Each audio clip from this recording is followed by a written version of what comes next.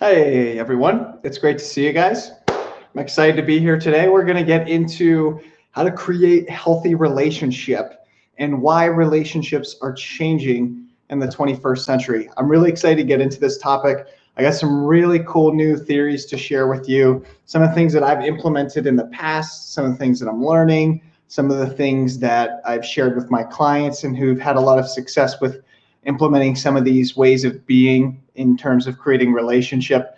So I'm really excited. In this video, what I'm going to do is I'm going to share with you first why relationship is really changing in the 21st century. The modern times, we're as a species, as humans, but also where we are individually within our own journeys, we're at a really interesting time in the world. So there's two things that are happening. The first thing that's happening is relationship and identity is changing very rapidly. And it's changing really rapidly because of technology and the internet and airfare. So if you think about the entire history of the planet, within the last hundred years, the human civilization has evolved, and humans have evolved more than any other period in the entire time that this planet's been around. So really, the last 100 years has been incredibly developmental. Now look at what's happened within the last 50 years, or the last century. We've had airfare come in, so people are traveling all around the world, and we've had technology come in, especially the internet. So everything is shifting. With the internet, with technology, there's a proliferation of information. It's changing our value systems. It's changing our identities. It's changing the ways that we see the world. It's changing the way that we interact in relationship. So it's really exciting to see how relationship is shifting because of technology, and how identity, individual identity and social and communal identity is shifting as well. They're really fascinating topics for me. So in this video, what I'm going to be exploring and sharing with you is the first thing is Sternberg's theory of relationship. And Sternberg was a psychologist. He was a contemporary of Freud and some of the other guys who are involved in modern psychoanalytical theory. And he found that there was three things that you need to any healthy relationship. And guys, if you have any thoughts or comments, feel free to share it, and I'll get to it as soon as I see it. And we'll go into a Q&A at the end of this. So there's three things that he said that are really key to any relationship. And I'm going to bring my screen up here. So if you see this, I'm going to share my screen. And those three things are intimacy, passion, and commitment. So those are the three things that make any relationship longevitous and healthy and sustainable. So there's certainly a lot of individuals who've grown up in either broken families or even just families in general. They don't know how relationship works. A lot of individuals, a lot of people, a lot of my clients, myself at one point, they don't know how relationship works. But when you understand how relationship works, relationships aren't hard. I hear so many times, oh, relationships are hard, or relationships are tricky. Relationships are not hard when you understand the dynamics of relationship and how relationship plays out and how to have successful relationship.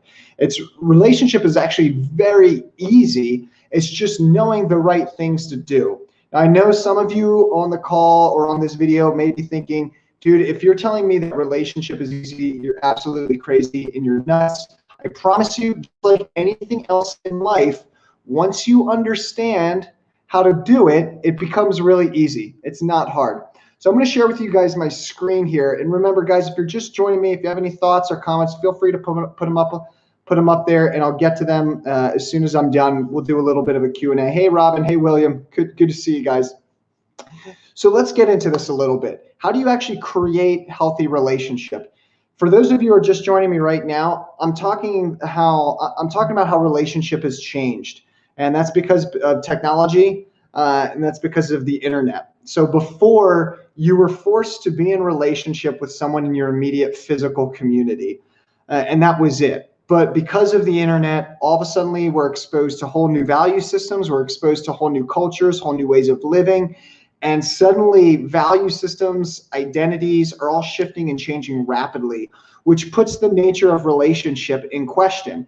So I think with how quickly the world is evolving today. Hey Bailey, good to see you. I think with how quickly the world is evolving today, how rapidly it's changing, it's really important to understand the dynamics of what makes a successful relationship. Because if you don't understand what creates and makes a successful relationship, you're going to find it much harder to have long-lasting, satisfying, successful relationships. Because the internet and technology is so it's everywhere. And because it's everywhere, we're getting exposed to whole new ways of living, whole new identities, whole new value systems. So it's really important and key to understand what actually goes into creating a healthy, longevitous, committed relationship. Here we go. Let's get into it. I'm going to share my screen here. And guys, at any point, if you like what you're seeing here, please feel free to subscribe. Also, please share with any family or friends, as I want this work to go out to the world and expand, make lives better. Do you guys all see? So I'm sharing hopefully you guys can see this. Do you see my screen here? Do you see this? Awesome. You should see like a three-dimensional infinite view. Perfect. Now I'm going to pull this out. Hopefully you guys see paint. I'm actually going to share with you the triangle of relationships. So this is Sternberg's theory of relationship. It's really important to know this so you can apply it in your own life and see what's missing in your relationships and what you need and what needs to leave and what needs to come in. Remember, relationship isn't hard. It's not tricky. It's just a lot of the times we don't have the right abilities and skill sets in order to create what it is that we want to create in the world. Everything is hard until you get the skill set. Within my coaching work, so many times I hear people say, oh, it's impossible to get this relationship, or I can never make that amount of money. If there's anything that life has shown me, it's anything really is pretty easy. It's not that hard to get it as long as you're willing to learn a new skill set and be taught. And that means your ego might have to get crushed at times, which is a fun part of learning. All right, here we go, Williams. I'm going to get into paint. I'm going to share my screen up here. Here we go. Where's paint? All right, there it is. It almost wasn't showing up here. So Sternberg's theory of relationship, it's really helpful to understand because hey Danielle, good to see you. I'll get into your question, Danielle, about social impairment by the end of this. Can you guys see paint? You guys should see a white screen right now. And you guys should see me. I'm going to draw a triangle. So you guys should see me drawing this perfectly aligned triangle. Oh my gosh, look at that. How does he do it? It's a perfect triangle. Wow, what an amazing drawer.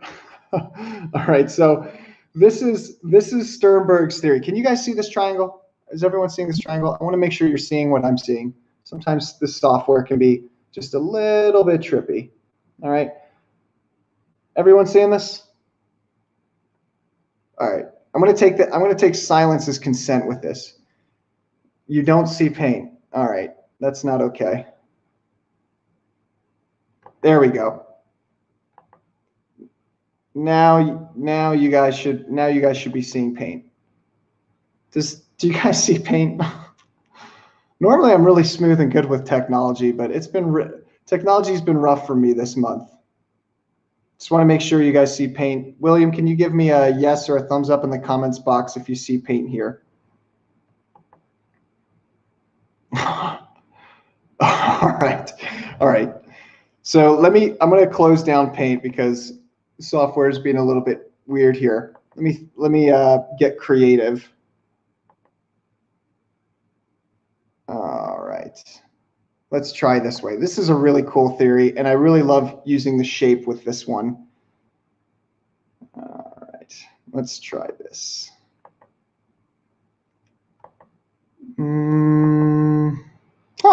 That's odd. Well, I'm gonna have to have a conversation with with the stream software. Anyways, we're just gonna continue on, and I'm gonna share this with you on paper somehow.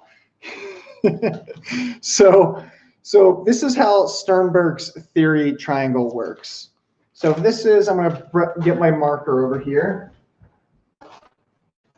So there's three things that make up any relationship. I'm really disappointed. Man, I love this new technology that I just bought, and it's already not working. Someone is not going to be happy. So here's a triangle, right? Hopefully you guys can see this triangle, all right? So Sternberg's theory is made up of three things. There's intimacy. So first we have intimacy. Second, we have passion. And then third and finally, we have commitment. So I'm going to bring this up. You guys see this? Good old pen and paper, pre-computer days. That's right, William. So we have intimacy, we have passion, and we have commitment. Hopefully it's not backwards. I really hope it's not backwards.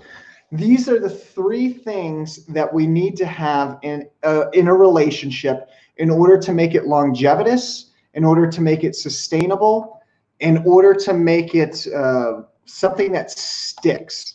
Now, the cool thing about this theory is not every relationship has all three. You can have one of three, you can have two of three. You just might not have it. But if you have all three, a longevitous and sustainable relationship, it's inevitable. You can't not have it. So I'm going to beat my software system here, and I'm actually going to use, perfect.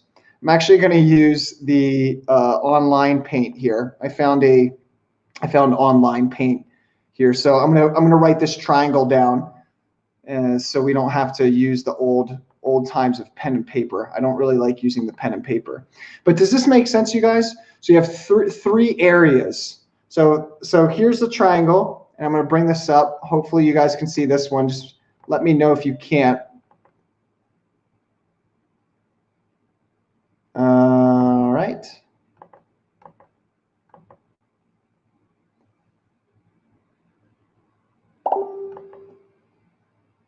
Yeah. Hopefully you guys are seeing me type this in. Can you guys see me working on my software here? Can you guys see me like scrolling? If you guys could give me just a comment or a thumbs up, that would be perfect, because I finally got to an online software with paint. So hopefully you're seeing hopefully you're seeing this now. Are you guys seeing this triangle? Beautiful. Look at that. Very nice triangle. I love it. All right. So this, you guys are seeing this?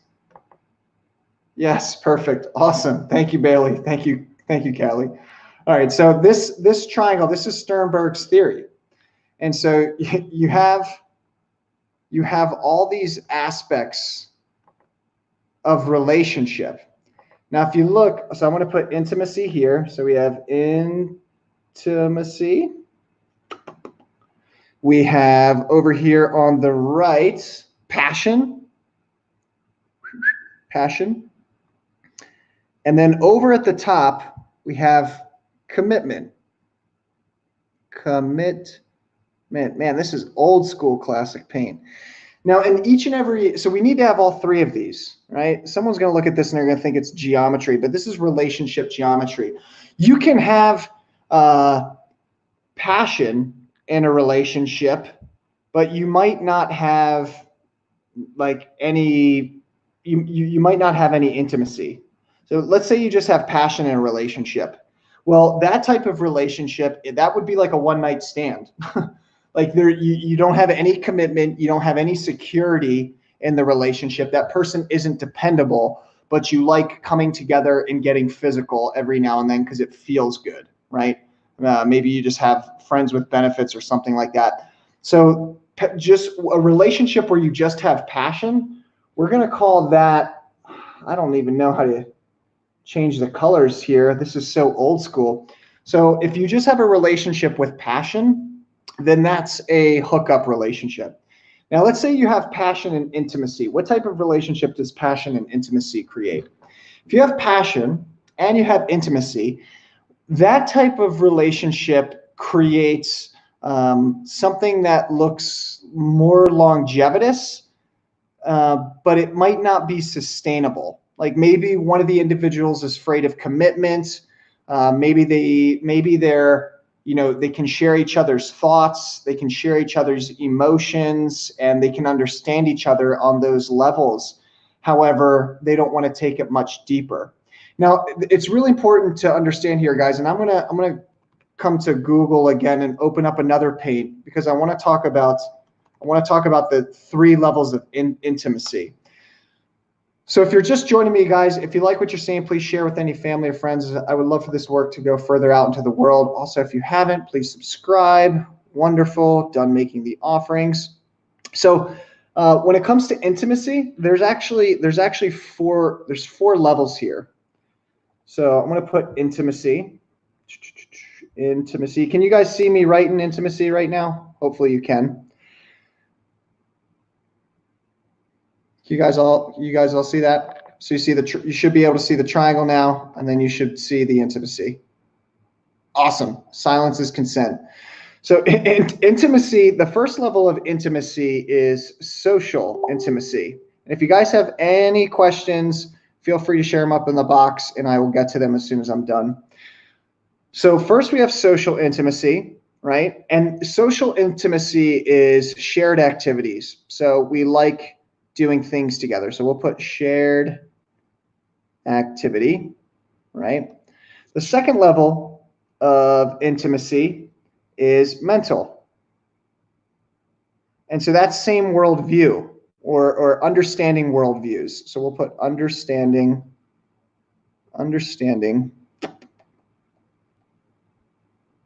worldview.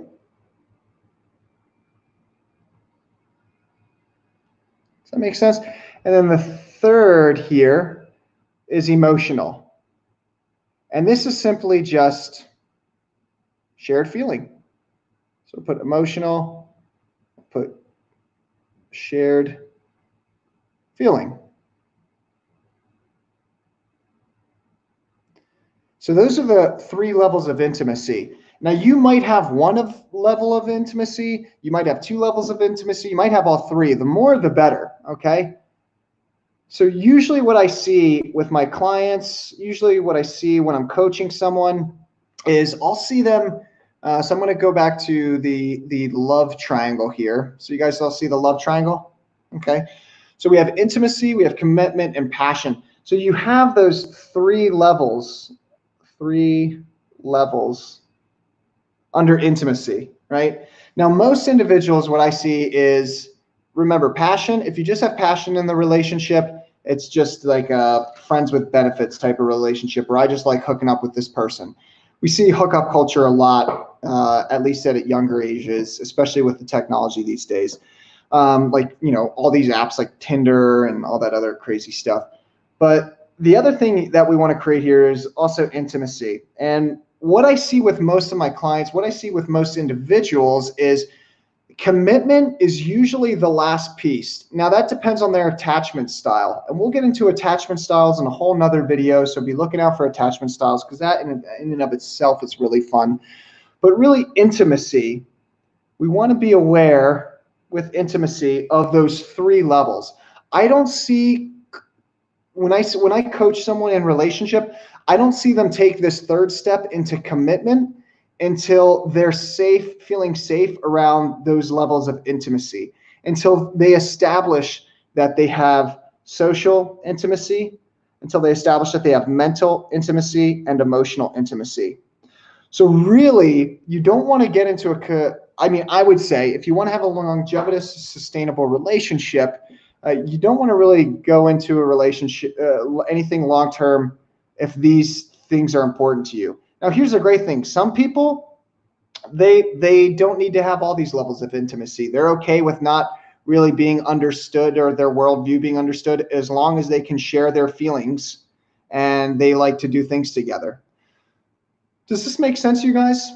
So we want to have social, when it comes to intimacy, it's best to have all 3. And I usually don't see people get into committed relationships and have successful long-term committed relationships unless they have all 3, unless they have social intimacy, mental intimacy, and emotional intimacy and passion. Everyone, is this making sense, you guys? Awesome. Beautiful. So the last point that I want to bring up here, and guys, if you're just joining me, if you have any thoughts or questions, I'll get to them. I'm almost done. If you have any thoughts or questions, just share with them. Share on the comment section there, and I will get to them as soon as we're done the presentation here. Is this all making sense to everyone? Beautiful. So that's all this really comes down to, is having all three of these. We want intimacy, we want connection or commitment, and we want passion. But we want to make sure that we have all three levels of those intimacy: social, so shared experience; mental, I like your thoughts, you like my thoughts, I understand your thoughts, you understand my thoughts; and then finally, the emotional piece as well too, which is I can share my feelings with you and be safe. And if you're a guy watching this, when a woman wants you to listen to her, don't offer solutions. She doesn't want solutions. She just wants to be heard. That's it. Now, here's the crazy thing. When it comes to listening and being heard, a lot of men think that they're being heard when people propose solutions to them. But women think about listening differently. Most women think about listening as you just listen and you don't actually offer solutions. You're just there and you're present and you're listening. I can remember one argument I got in with a woman. This was like 4 years ago when I was with her. She would always just not say anything after I would share my feelings. And then I'd be like, you're not listening to me. And then she's like, yes, I am. I'm like, well, then why aren't you saying anything? But then when she would share with me things, I would try to give her solutions to fix her problems. And then she would say, you're not listening to me. And I was like, yes, I definitely am. That's why I'm giving you solutions. So we both defined listening differently. So a lot of times women just want to be heard. And a lot of times guys just want solutions. And sometimes we want both.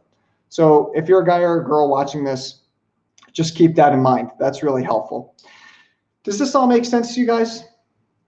All right, beautiful. Now, Robin, William, Kaylee, I'll go into all of your guys' questions and I'll bring those up. But last thing that I want to share here with, there's one more relationship dynamic that we want to be aware of, okay? And so the last relationship dynamic that we want to be aware of, I'm going to take you to this, is let's say, you guys see this again? All right, everyone see? So let's say that you have oh cool, this is neat. I can see myself. Let's say you have intimacy, right? And let's say you have commitment, but you have no passion. This is what I see most people who have been in relationships for a really long time. They might have developed mental and emotional and social intimacy, and they might be committed to each other long term, but they've lost that sense of passion and they want to reignite passion. And that's definitely fixable as well too. Now, I have coached and I have seen individuals who are in relationships where they're just committed to each other, but there's no intimacy or passion. And those are those relationships that there's a divorce looming overhead and I can feel it, but they just have commitment to each other, but there's not actual intimacy and passion. And so any of those relationships, they usually fade out eventually over time, but sometimes I'll connect with a person, like I was connecting with one person 3 days ago, and they were just committed to each other, but they didn't have any intimacy or passion. And I asked them, I said, well, why are you still staying in the relationship if you don't have intimacy or passion? And they said, because I'm a loyal person. And so their value system was loyalty no matter what. Even if we don't have intimacy and passion, I'm still going to be loyal no matter what. So they're actually committed to their value systems, and intimacy and passion weren't as high as a value system for them. They were just, commitment was most important. Does this all make sense to you guys? Awesome. Beautiful. All right, so guys, that's all I have for this time. Let's get into some questions here. And if you guys are like what you're seeing, please share with any family or friends. I'd love for this work to go out further into the world. If you haven't, please subscribe. Let's get into some of the questions here. So I'm going to go back to Danielle's question here. So Danielle says, I'm going to get above the screen here. Danielle says, like someone tried to have virtual sex with me online, but I kept telling him I wasn't interested. You can't bang someone you don't know. Yeah, pretty much. Yeah, if you can't do that. You wouldn't want to. I mean, you could have that level of passion, but if you don't have intimacy and commitment, that relationship isn't going to go too far. I promise you.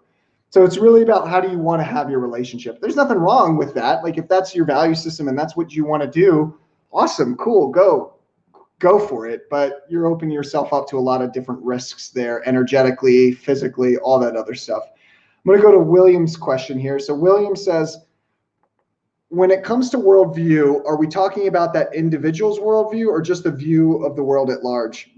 So going back to intimacy, and how you create mental intimacy is you can understand a person and how they see the world and how they think about the world and how they relate to the world. And so when I talk about worldview, I mean just how they see the world, not necessarily anything in particular, just how they see and experience the world. So for instance, if you're Jewish and the other person's Islamic, you guys might have shared belief systems in terms of religion, but you might differ on other areas, but you can understand their fervor for belief. And so you can connect, you could connect over something different.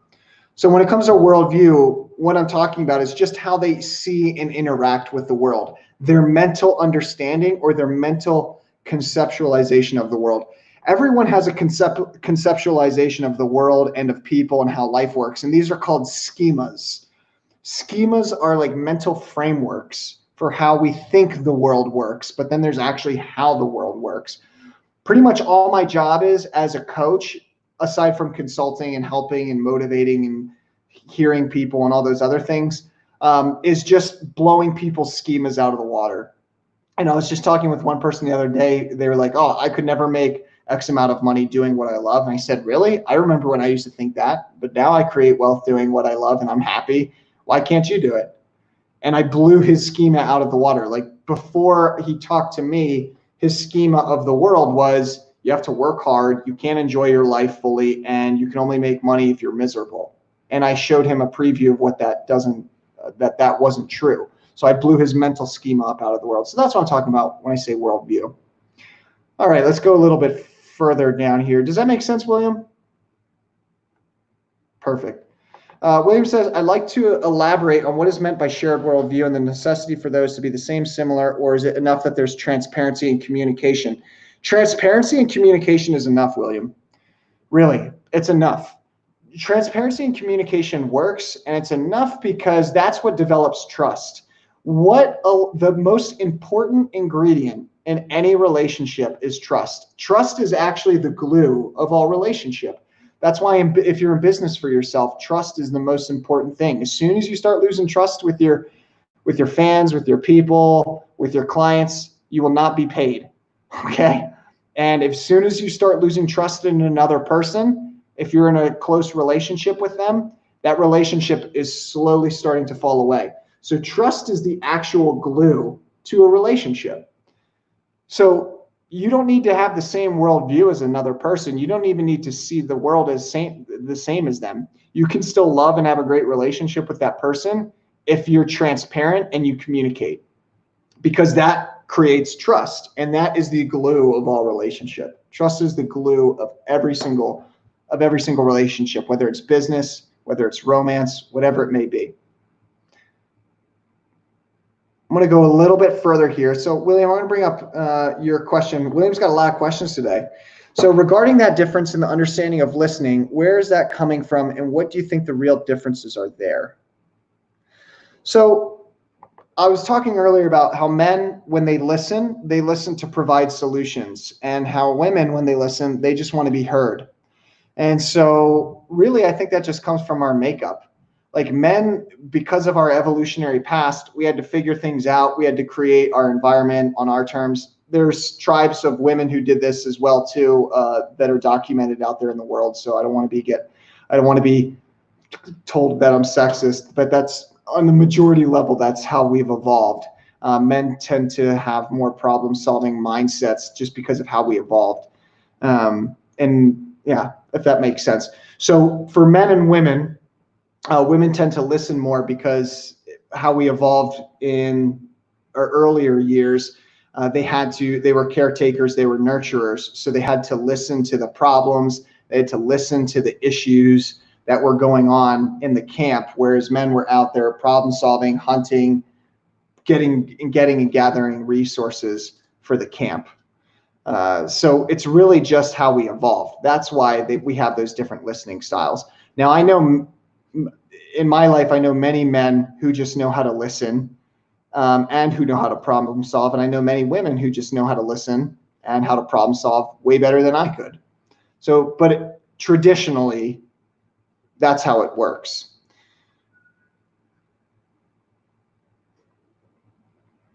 I'm going to go here a little bit more. William, I see all your questions here, my man. I'm going to go to someone else just because I want to be fair here with my time and my energy. But I will put a link here if you want to take that conversation a little bit further with me, just one-on-one. I'll put that in the comment section below. So I'm going to go to another question here. And guys, if you're just joining me or you're seeing this or you've been on the live for a while, we've been talking about Sternberg's theory of relationship, intimacy, commitment, and passion. If you guys could share this, that would be wonderful. That would really mean a lot. I want this work to go out to the world and affect as many people's lives as it can. It's made my life better. Okay, I'm going to go into Robin. So Robin says, it's a lot these days. Transparency is everywhere and people don't know how to handle that anymore. My family are not high on that transparency. So transparency develops trust. It lets people know that, okay, when I can see inside and out and who you really are, then I trust you more. But the hard thing about that is a lot of people are afraid to be vulnerable because they think that they're going to be taken advantage of if they're vulnerable and if they're true to what's. So most individuals, they're not transparent because they're worried about people seeing deep into them, and they're worried about individuals taking advantage of them. And if that's the case, there's some trauma there. There's some trauma, childhood trauma. There might be some life trauma where people took advantage of you when you shared your weaknesses. And that's stuff to heal and that's stuff to go into. All right. Any other questions? I'm going to bring up one of William's questions here, and we'll take one more question after this. So William says, can you share your opinion on the problems that can stem from the worldview being too small, too similar, even though there's transparency and communication? Well, I think there's nothing wrong if you have a similar worldview as to your partner. The only thing is if you really want, do you really want a partner who sees the world exactly how you do? Like if you value change and transformation, you might want to get a partner who opens you up a little bit or who challenges you. I know for me personally, I would rather have a partner. Now I'm really happy alone and content. I love my life. I'm happy the way it is. I'm not looking for a partnership, but I know that if I wanted a partnership, I would definitely choose someone who sees the world very, very differently than me so I could learn from them. So it's really just your value system. Do you want your partner and your romantic other to teach you more, or do you guys want to agree on the same things? Like, it's really that simple. It's really that simple. Now, here's the great thing, guys. A lot of individuals are living so much up in their heads that they think they have to think the same way in order to create a connection, which is complete bullshit. Okay, it's complete bullshit. If you and your partner think that you have to understand and see the world the same way in order to love each other, you're deceiving yourselves. I remember I was in the jacuzzi over the summer in my apartment building, and I was talking to a professor, and this professor was a genius intellectually, but he was stupid emotionally. And I remember I got to the point, I was like, have you ever had a successful relationship in your life, ever? And he looked at me and got really upset. And I knew that would upset him. And I knew it would trigger him. And I said, look, man, you're brilliant, but you do not know how to relate emotionally. And I told him that. I said, you're so up in your head. You know so much about the world, but you don't know anything. You don't know that much about relationship and experiencing life at the emotional level because you stay up in your head all day. And he finally admitted to me that he had a lot of issues sharing and being vulnerable and being emotional and sharing who he really was, and that he had a hard time connecting with other people. And I said, yeah, that's because you think you can only connect with people through the mind. But you do not, people do not need to understand your thoughts. People do not need to understand your thinking in order for them to love you.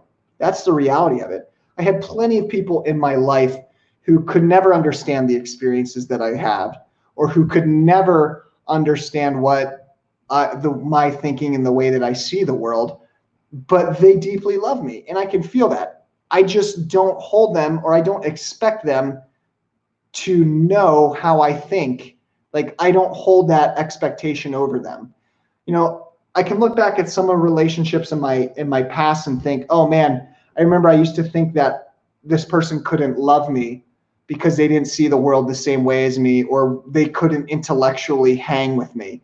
And the truth of the matter is, you can still love someone and give your heart to them, and they can still love you and give their heart to you without there being any mental connection. Now, personally, some people just want that mental stimulation from their partner, but it's completely up to you. Is this making sense, everyone? Awesome. And guys, if you're just joining us, we're talking about Sternberg's theory triangle: intimacy, passion, and commitment, the three components of a really healthy relationship. We're going to close up here with one more question. And guys, if you like what you're seeing here, please share with any family or friends. I would love for this to go out to the world more. Any other questions here? Okay, I'm gonna bring up William. You're getting lucky, man. You're really getting lucky.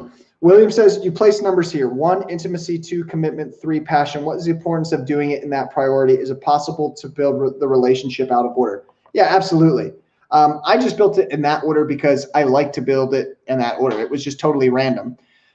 Other people value things. Now, remember, like, let's say you have intimacy and passion. If you have intimacy and passion, chances are you have a pretty good relationship. If you have mental intimacy, social intimacy, emotional intimacy, you probably have a really good connected relationship.